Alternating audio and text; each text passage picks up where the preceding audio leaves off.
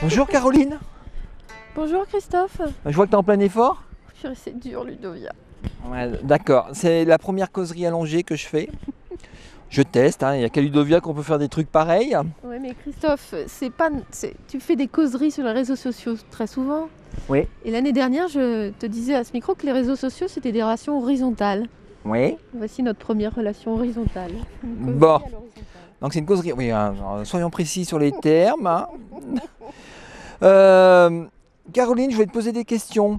Oui. Ludovia 2011. J'ai vu que c'était une édition très éprouvante pour toi. Éprouvante physiquement. Ouais, parce que Intellectuellement, ça commence depuis que je me suis intéressée au colloque scientifique.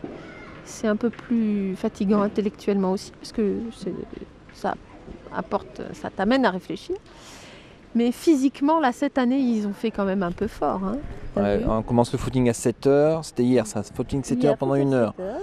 Ensuite, tu fais un trail 20 km. Non, pas 20 km, 13 km. Et des briquettes, D'accord. mais cumulées, ça fait un peu D'accord. plus de 20 km. Et on t'a fini avec un bar camp. Ouais, un bar camp où les T'avais des trublions à gérer. trublions. J'ai eu la surprise ce matin de constater que les trublions en question, pour une partie, étaient inspecteurs de l'éducation nationale. Tu vois, il y a du potentiel, il y a du potentiel. Ouais, pire que le pire de mes élèves en 10 ans. Bon, c'est bien. C'est Ludovia. Qu'est-ce qui t'a intéressé sur cette édition ludovienne? Alors, donc j'ai commencé par une table ronde. Tu sais que très souvent, en fait, j'oublie qu'il y a un colloque scientifique et je vais aux tables rondes où on entend beaucoup d'institutionnels, des représentants des entreprises, voilà, quelques profs aussi. Et en fait, finalement, c'est toujours un peu le même modèle. On a plein d'intervenants dans les tables rondes et ce qui fait que c'est pas très approfondi, un peu superficiel, souvent beaucoup de langue de bois. Et donc cette année, j'ai fait ma table ronde hier matin, je vais faire le compte rendu. Et après, j'ai suivi le colloque scientifique et c'est beaucoup plus intéressant, je trouve. Donc cette année, j'aime le colloque scientifique. Sur la mobilité, ça me plaît.